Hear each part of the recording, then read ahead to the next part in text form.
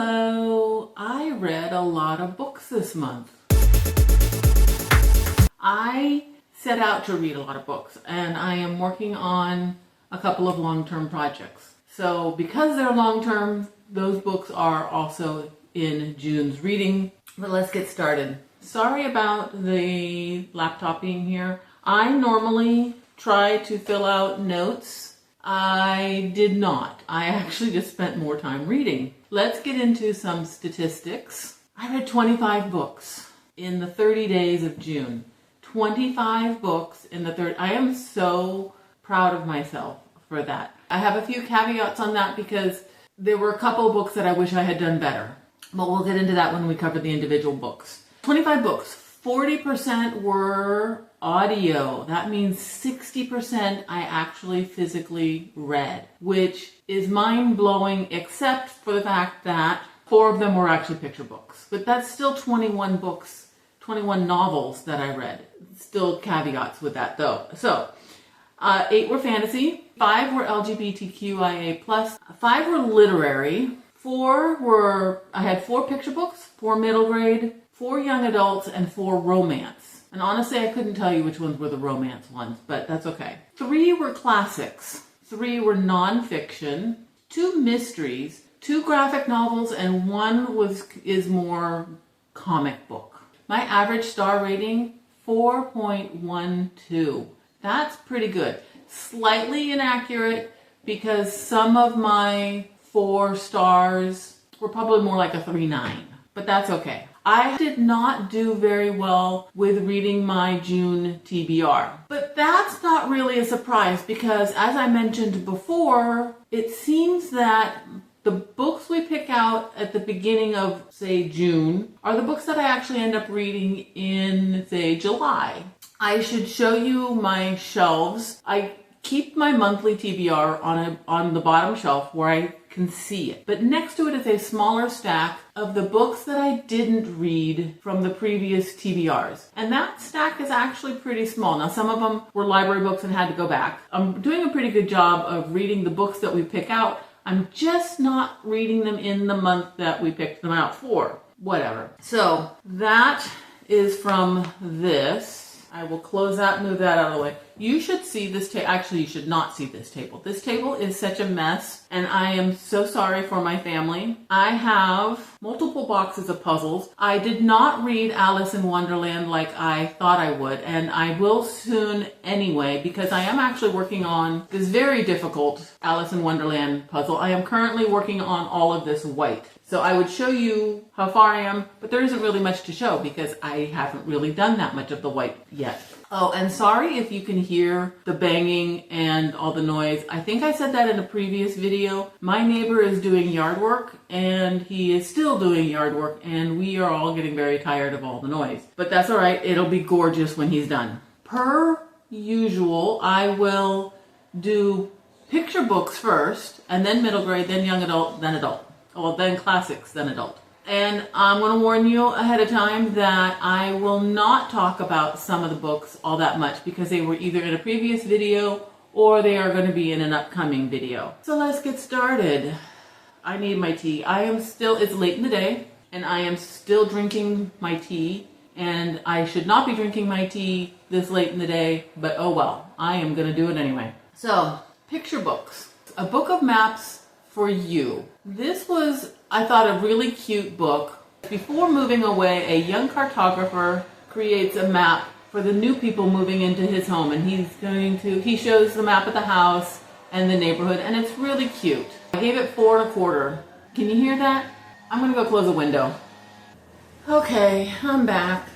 I don't think that helped any. The Case for Loving, The Fight for Interracial Marriage was one of the nonfiction books that I read. I like the message. I think it's an important book to read, but this book, it's a picture book, so you have to think of the target audience. It was just a little too textbook and not enough story. So I gave it 3.75, and that's a very generous 3.75. The Bakery Dragon. Okay, this one was cute enough that I had my daughter read it. It's about a little dragon. It wants to be like the big tough dragons. that goes around stealing gold from all the people in the village. But he's just too cute. So he gets caught in a storm and he's curled up underneath the awnings of a bakery, and the baker invites him in. The rest of the story ensues. It's adorable. It really is. I think... Sorry, I have my laptop here. I can look and see. There's a book 2 and a book 3. I might get those. It might be worth it. And the fourth one is this one. A couple of boys have the best week ever. It's about a couple of boys that go to a day camp. And it was super cute. I gave this one 4 stars. Funny though, I had previously read this and gave it 3 stars. So do with that what you will. I don't even know where to put it. This table is such a mess. It's really puzzles and books everywhere. Middle grade. Just One Gift by Linda Sue Park was a short book. It's only like 80 something pages. I suppose I could look that up. It's 80 pages long, but it was meaningful. The teacher's giving an assignment to the classroom. If you were to give a gift to somebody important in your life, what would that gift be? And then we get the different kids talking. Some are assigned a family member, some are assigned a friend, and some are assigned an other. Somebody who's important in your life, like the school bus driver, the lunch lady. They're not friends, but they're meaningful in your life. Or like maybe your babysitter, your regular babysitter, that kind of thing. So they're people that are not friends, but they're very important in your life. And these kids get very thoughtful in what their gift would be. So they have to talk about what would the gift be that they would give. And it could be anything as long as it's a real thing. And it has to be meaningful. They have to give reasons why they would give it. And who are they going to give it to? And it was really nice to see these kids work it out. It's complete fiction, but it's a worthwhile read. I gave that 4 1/4. I finally read Nevermore, The Trials of Morgan Crow, right? Yeah, The Trials of Morgan Crow. I had mixed feelings about it at first. Let it go, and then got into it. I had said in the video that I wasn't sure if I was going to continue with it, but I have decided. I've put it in my tracker. I will probably give the next book a try and decide then. I did get a comment from somebody who said that they thought it was a worthwhile read. That's good enough for me. I'm going to give it a try. I'll give it the next book a read. So I will continue on with that series. Fairy tale comics, classic tales told by extraordinary cartoonists. So it's technically a comic book. It has, I'll show the table of contents, and it has classic fairy tales done by different well-known cartoonists. And I had been wanting to read this forever. I actually had thought it was a picture book because of the size of it. I actually considered it a middle grade novel. I didn't really like it all that much. I didn't like the art style for a lot of the fairy tales, and I didn't like the twist that they put on it, on those fairy tales. So some of it just didn't sit well with me. I only gave it 3 stars. I'm glad I finally read it. And then I read Megabat is a Fraidy Bat. And this is a really cute book. This is Megabat, this is Baby Bat. Megabat is a pet to this little boy named Daniel. And he is being sent off to camp and is afraid to go. This is probably about a 3rd grade reading level. It's actually like a high 3rd or low 4th grade reading level. It has pictures, it has white space. It's not an intimidating book at all. This is actually book 3, I believe, in a series. You don't have to read them in order, as far as I could tell. This is a great book for, say, a 4th grader who needs to read something but is a little intimidated by big books that other kids are reading in 4th grade. I gave it 4 stars. I think for its intended audience, this is a really cute book. And I'm glad that I read it. Young adult. My hands down favorite cover of the year so far is A Wild Radiance. I don't know what it is about this. I think it's just the simplicity of the colors, because really there's only 3 major colors in there. To me, it's the prettiest cover I've seen this year. I did talk about this in a video already. It's about a girl who is 16 and she has radiance, which is kind of their way of saying has magic. It's really like an energy they have in them. She's about to go out in the world. We'll put it that way. I really liked it. I gave it 4 1/4. Camp Spirit is a graphic novel that I read, and I read it on my phone. I can't stand reading a novel on my phone, but I like reading graphic novels on my phone because you can zoom in on each panel and you just flip through and just keep going. And it's nice and quick. This was a fun one, but it'll be in a vlog later on this month. When I started watching BookTube, everybody was reading They Both Die at the End. I was intrigued by the idea of it, so I am so glad I finally read that. I gave it 4 stars. It is also in a video. And this morning, literally just a few hours ago, I read Wake. This has been on 2 different TBRs, monthly TBRs. Once for a young adult book. That was that one of my old prompts. And this one was start a series. That was the prompt I got for June. So I actually read this book, which was a book we picked out for me to read in June, and I read it in June.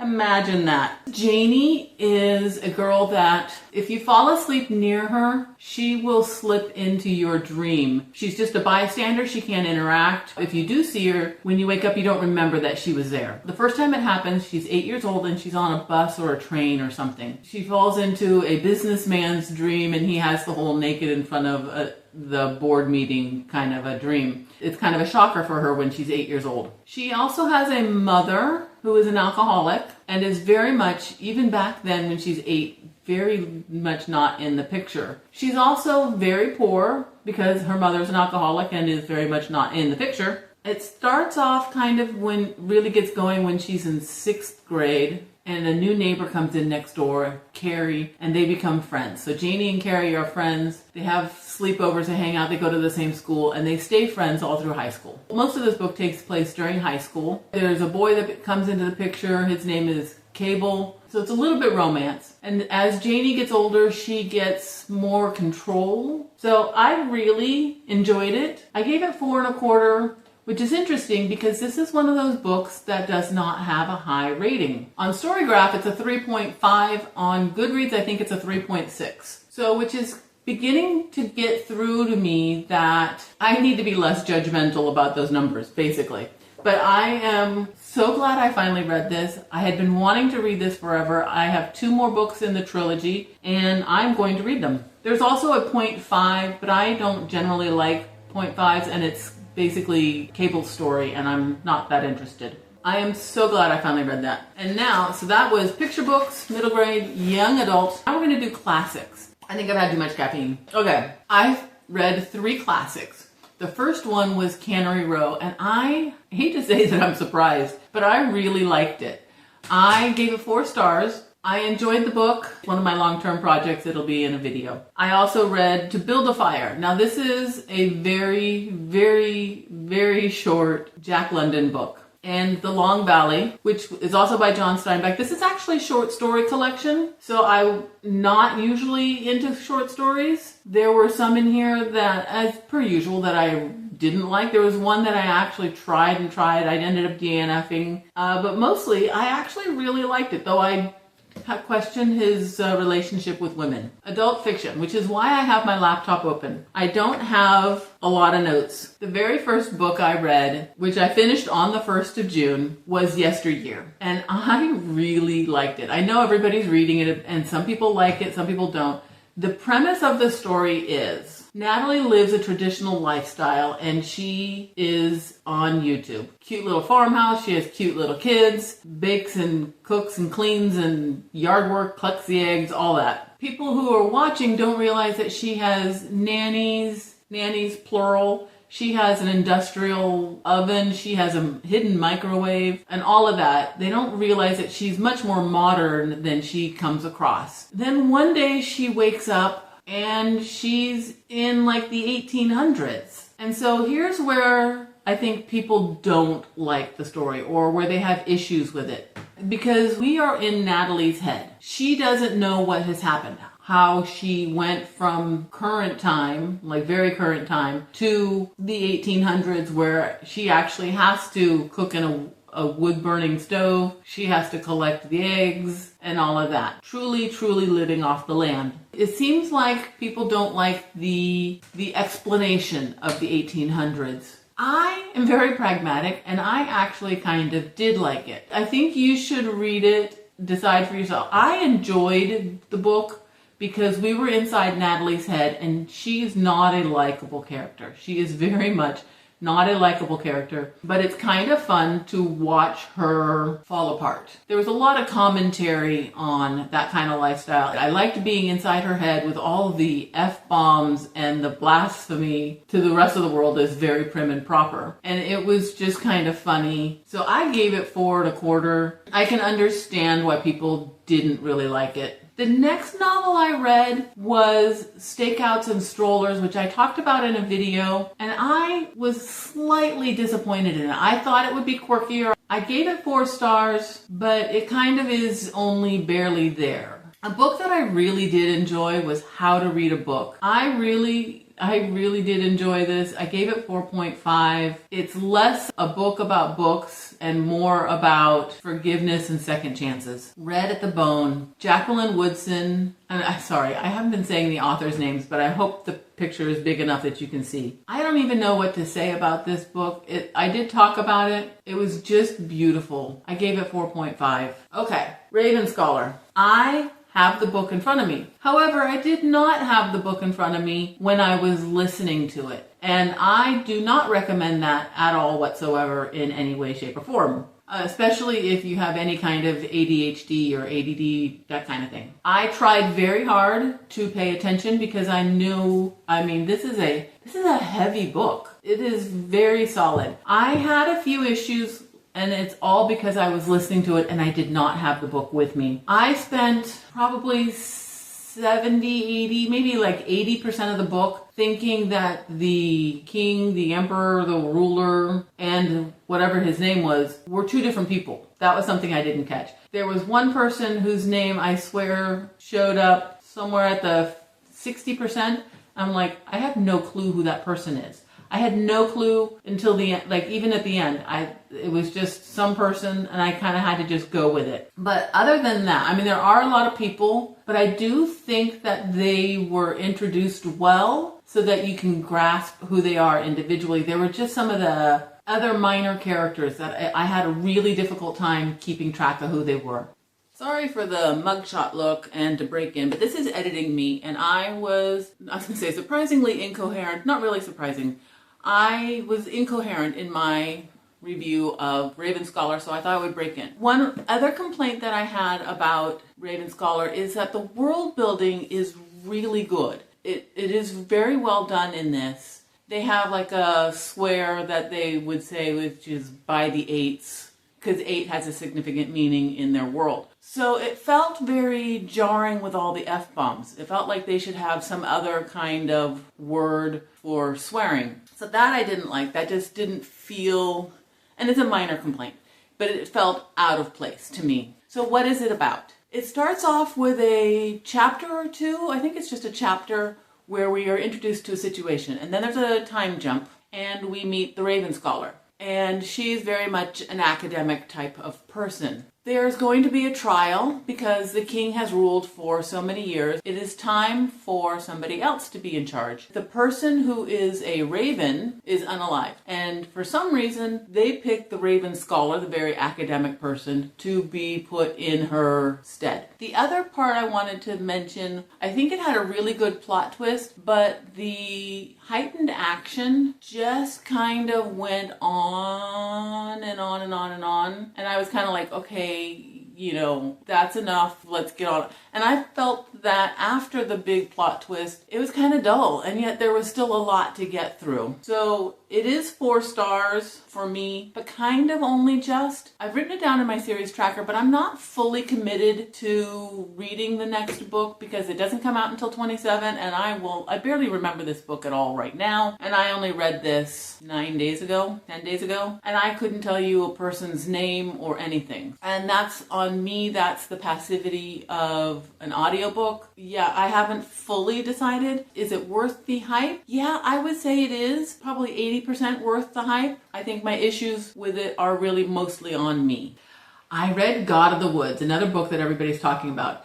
This is billed as a fiction, crime, literary, mystery, thriller, no thriller. It's dark, mysterious, tense, medium paced. It's medium paced.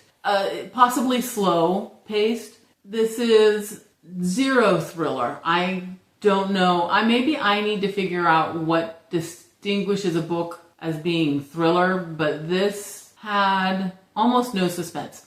It's about a summer camp where a girl goes missing. The girl happens to be the daughter of the owners of the camp. I gave it 4 stars, and it will also be in another video. I have this book right now upstairs, but I only listened to it. I told my daughter about it. She wants to read it. So this is Hijab Butch Blues. This is a nonfiction. I understand why some people don't rate memoirs or nonfiction in general. I do rate them. Not based, the argument for a lot of people is you don't want to rate their life. I'm not judging their life. I'm judging how well they impart the information. I really liked Hijab Butch Blues.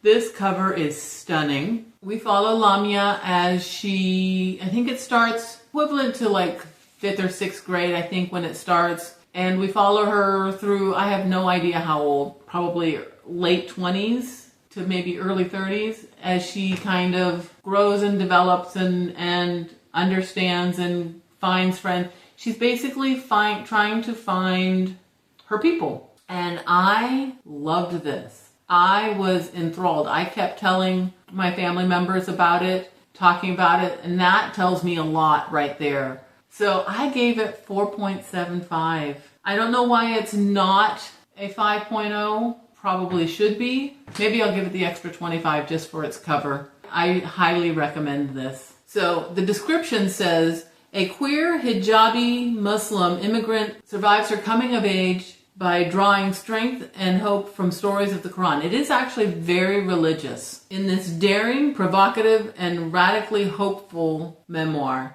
It was an interesting family conversation, and I definitely recommend it. This is also a book for another video, and is a book that I had wanted to read for a long time, and then I saw that its ratings weren't really all that high, because I'm a snob. Yeah, 3.77. I am giving that up. I am trying to accept the lower number and judge for myself. Problem is that there's just so many books to read, right? So unfortunately, this is also a book that I am not going to talk about that much right now.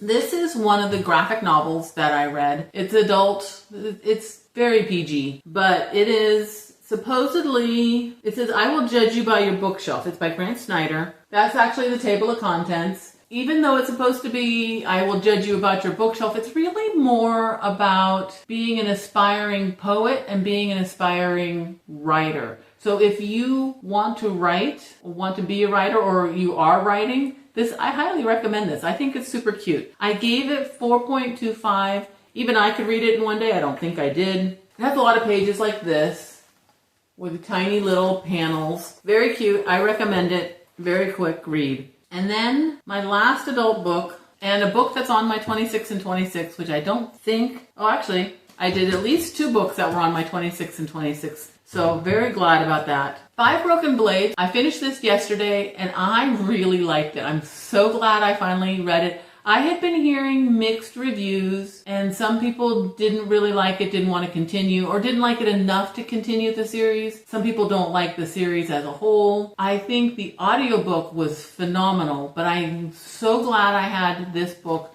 I followed along, so I knew who was narrating, because there are 6 narrators. I don't think there's more than that. I think there's 6. So it's a plot to kill the king. We're getting some very morally gray people involved, and they're coming together. We meet individuals as these two come together, as these two come together, as these two come together, and they're all coming together. They're going to work together. They plot out, and it's their journey to get to where the king is that takes up most of the book. But a lot of stuff happens along the way. And of course, they all have their own personalities, that sort of thing. And I thought everybody was really well defined. I thought there was enough action to really keep it going. There were no slow parts. I thought it was really a fun book. Lots of energy, definitely some morally gray, lots of points of view. The end of the synopsis, I'm going to read that to you because I like what it says. They can agree on murder, they can agree on treachery. But for these 5 killers, each versed in deception, lies, and betrayal, it's not enough to forge an alliance. To survive, they'll have to find a way to trust each other, but only one can take the crown. Let the best liar win. And I thought it was fun. I can't wait to continue on with the series. I gave it 4.5, which kind of surprised me. I would love to know what you read in June, or if you've read any of these. My voice is going, I've been talking too long. So thank you for hanging out with me. I really do appreciate it, and I'll see you next time. Bye.